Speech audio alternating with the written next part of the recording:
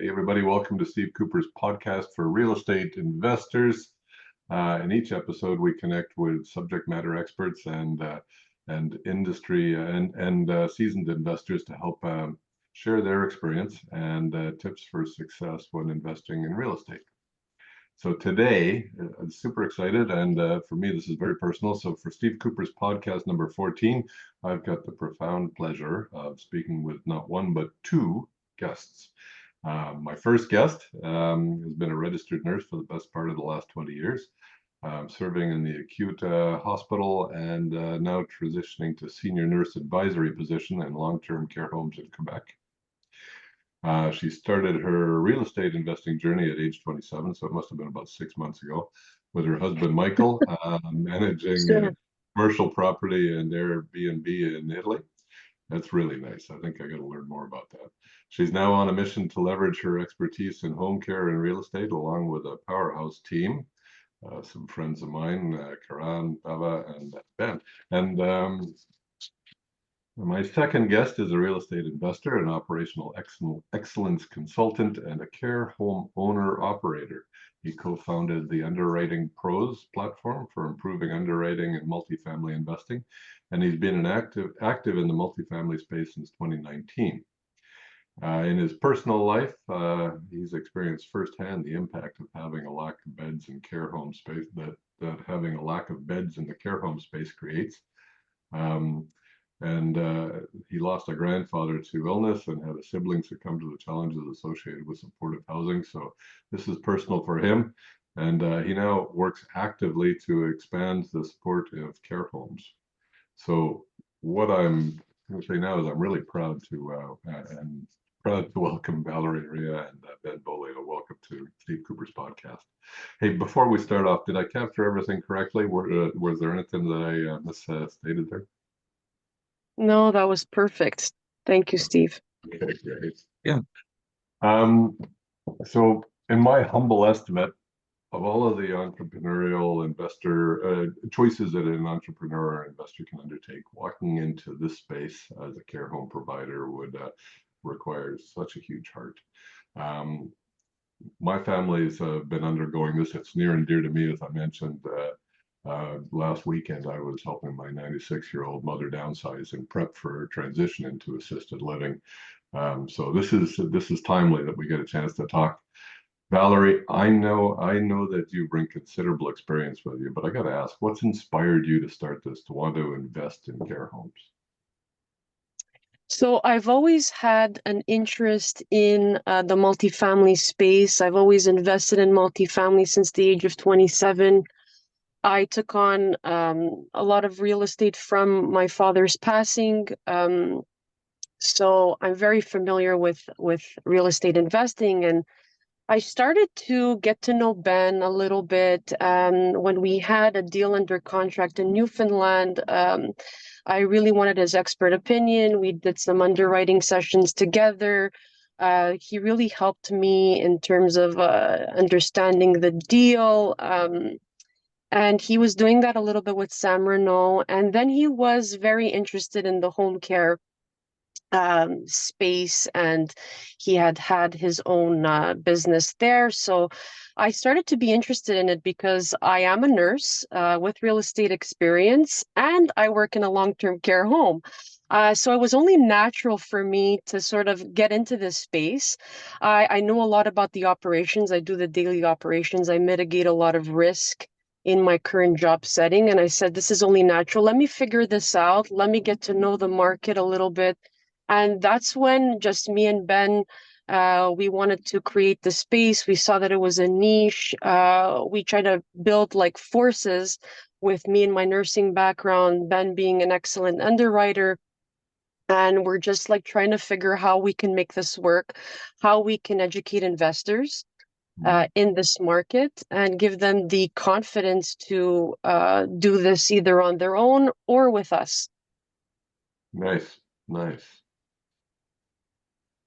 Ben, over to you. With your experience analyzing multifamily investments, What, if any, level of complexity does the addition of care home business impact the process of underwriting these investments? Are there any special grants that are available that you can leverage as you're doing this?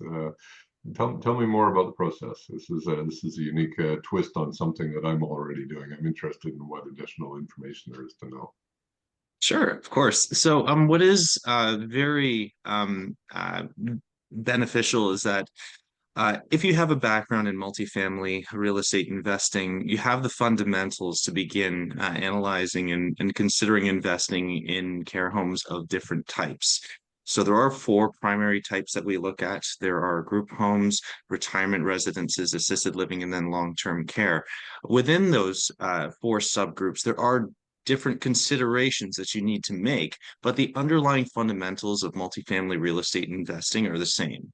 So in terms of individual like intricacies of those types of deals, policy decisions, revenue models, cost considerations. Those are things that we have dived deep into learn. And you are right, definitely connections with a municipality to understand how policy decisions and planning, as well as grants can be provided, are the types of things that you do really need a subject matter expert on who's familiar with the space as well as with the area. And so that's what we've been really looking to do, is to bridge that gap so that you can come in as a multifamily investor and really understand the space. If you do, and if you don't, of course, I mean, we have that expertise as well. But in terms of the other pieces of this, so understanding the policies, understanding the intricacies of the revenue models and the expenses, we're trying to educate investors so that they can confidently take on these investments themselves or work with us really to help and make this particular asset class feasible as an option. Nice, nice. I guess the next question I got to ask you guys is share some strategies on how you maximize profitability in care home investments while at the same time trying to ensure that you're providing good quality care. You know, like how do you balance that off? It's obviously something that I care about as mom's looking to try and get into this. How do we make sure that you're looking after those ethical responsibilities and financial business responsibilities at the same time? I'd So love to on take this me, one if that's. yeah, Oh, yeah, sorry about that. I think Ben and I, we each have a perspective, a different perspective. Me on my nursing end, and Ben, you on the business aspect. You go ahead. Okay, I apologize for that. I didn't need to jump in. But yeah, so I mean, so since I took over my first care home, there were a lot of opportunities just for improving the operations of the business that actually had a net positive impact on the clients. So as I've been an operational excellence consultant for approximately 10 years, what I find is that businesses they have different levels of organization or disorganization, right? So everything from how food is accounted for, how let's say your food inventory. Here's a very simple example.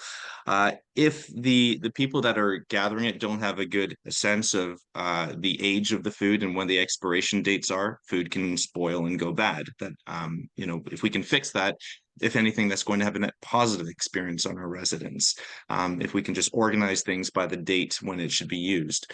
Other examples, in some cases, utility providers may not have the most optimal plans for the residents. That's something that our colleague Pre identified, and he was able to cut somewhere around 20% of the cost of the utilities just by looking into the different plans that were available for these housing types.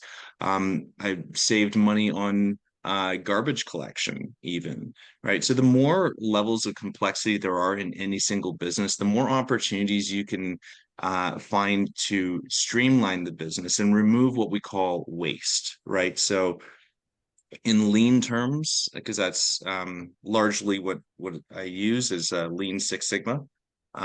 There are different types of wastes in any business that if you can remove them, all they end up doing is removing non-value added work and expense from a business and allow the business to operate leaner and more efficiently. I'm familiar with that process. Very good. Valerie, what can you add to that? Well, in long-term care center homes, there's a lot you can do in terms of staffing. Right now, the licensed practical nurses have been given a broader range of in their scope of practice, so they're able to do more. And what I can't emphasize enough on is the training, the proper training of individuals in onboarding in the long-term care centers, being involved in what's the best practice, right, for these particular things so that you can improve the quality of care. And it's all in prevention strategies, right? So if you would train a patient attendant on proper positioning techniques every 2 hours, you can actually decrease the incidence of pressure injuries in a long-term care setting, right? We're talking about residents who are highly dependent, functionally dependent on people. So putting in a lot of prevention strategies, a lot of policies that involve that would definitely decrease your costs, right? Because taking care of pressure injuries involve the addition of specific pressure relieving mattresses. These are wound dressings. You need sufficient type of different bandages to take care of, packings to take care of this. So you can alleviate that with a lot of prevention and teaching your staff. Also, in terms of the licensed practical nurse, she's able to function to her fullest scope, and which also involves sometimes the assessment practices. So you would need less registered nurses on staff, right? Because the licensed practical nurse, who's a lot doesn't have as much education, but can take sufficient amount of like duties upon her care to make decisions, can alleviate costs in terms of salaries there. Also, what we find is, involving a pharmacy, renting out your spaces to hairdressers, foot care nurses who can pay a percentage of their services or rendered back to us. So there's ways of, how can I say, extending your business with those additions and much, much more. Sounds like you've really got an in-depth understanding of all of the associated support that can be provided there. That's leveraging. That's very clever. Yeah. And Ben, yeah, I've actually practiced Lean Six Sigma for a long time, so that's what I was referring to there. So I think that's important in what we're doing from a business management here for all properties. It's actually really clever to think how you're leveraging that in the care home side as well. Um, what are the most common mistakes that new investors make when entering into the care home market? How can you learn from others and the mistakes made before you so you don't repeat them going forward? Well, one of my mandates as a consultant in a long-term care center is to ensure that other care centers around our area are functioning according to, Accreditation Canada, making sure that we're providing the best quality of care. And what I've noticed is that when there's an absence of a registered nurse in a managerial or the daily operations, that really affects the liability of an institution. So the problem would be is that you can have a really good businessman who knows his numbers and the underwriting. But when it comes to properly caring for an individual, like for example, a patient falls, right?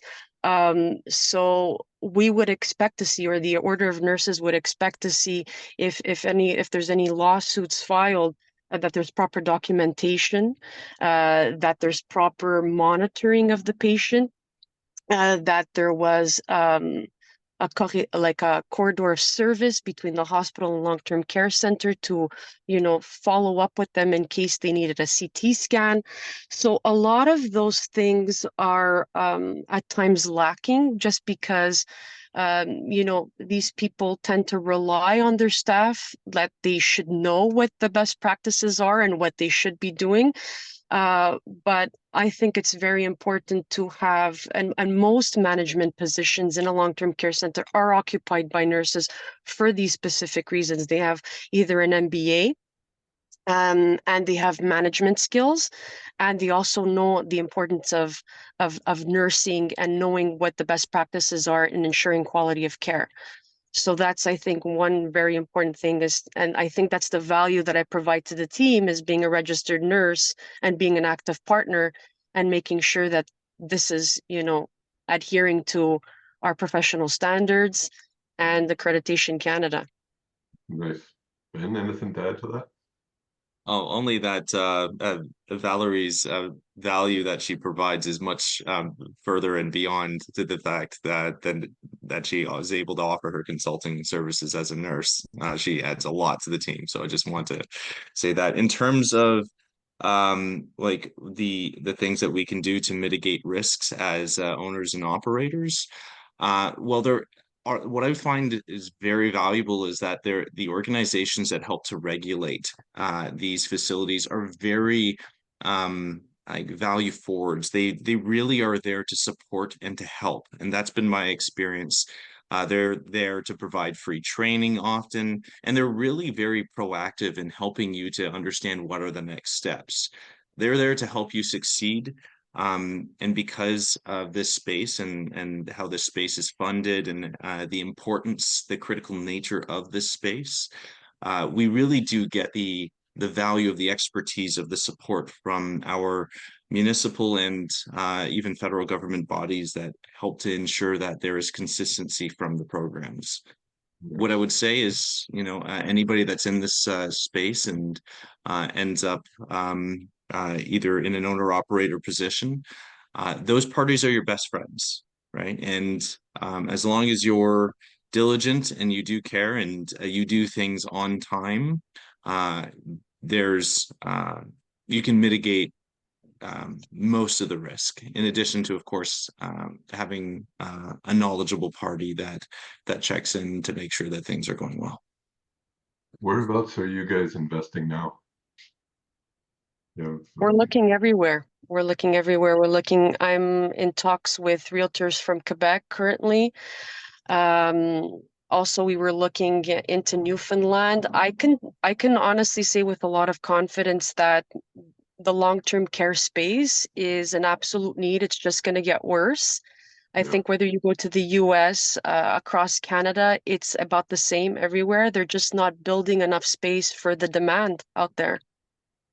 I don't know, Ben, you want to add? I think you were looking at US at some point. Yeah, well, I mean, so when we take a macro perspective, there's a lot of things that we can do to find the areas that are in greatest need and demand. I was looking in Massachusetts, but I'm right now looking in Ontario because our short term and also Quebec, because our short and medium term goals right now are to build out our portfolio. So we're looking at retirement, assisted living. Where I'm looking at in kind of like the medium to longer term is to help to improve the quality of facilities so that we can create improved health on the physical side, on the social side, and also on uh, uh, like nutritional support. Because I mean, just from my experience, and Steve, I'm betting that your mom is a mother is a perfect example of this. When those three things are in place earlier on, like longevity really has a greater opportunity. Like, I mean, my parents, for example, are doing fantastic well into their 70s right now, their late 70s.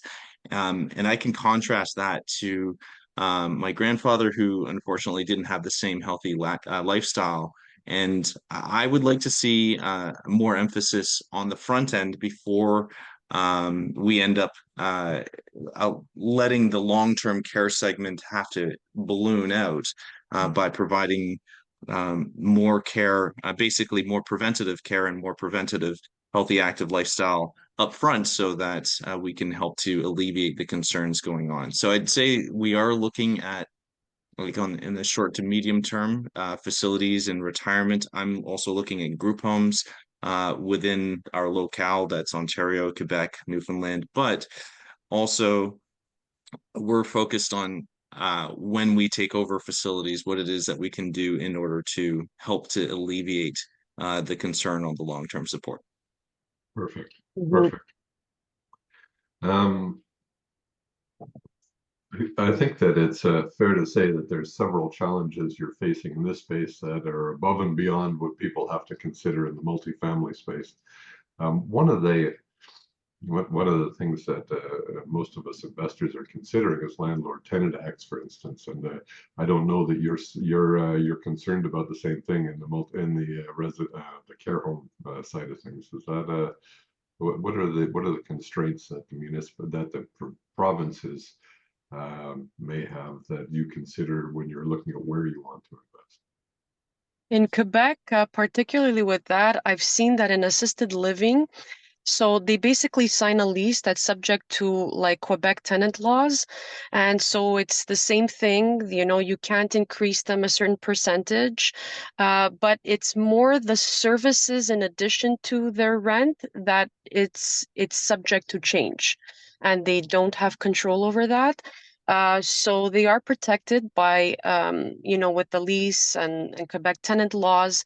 However, the services that you provide, if you increase from 2 to 4 hours of care, they're going to have to assume that additional cost, whatever the increase may be, and that's beyond sometimes our control, their control.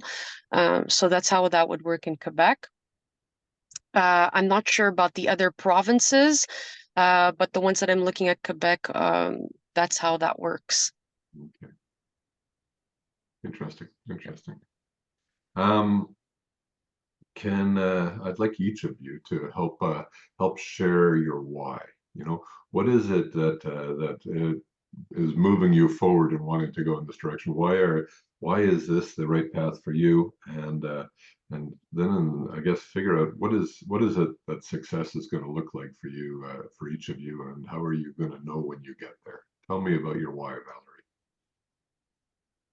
That's such a great question. And I sometimes feel like my why evolves with time. It's strange. It's like I used to think that it was my family, my kids, and that is still a big part of my why, and definitely, making that multi-generational wealth. I think that you want that as a parent for your kids, and you want to take care of your family, and you don't want to worry about debts.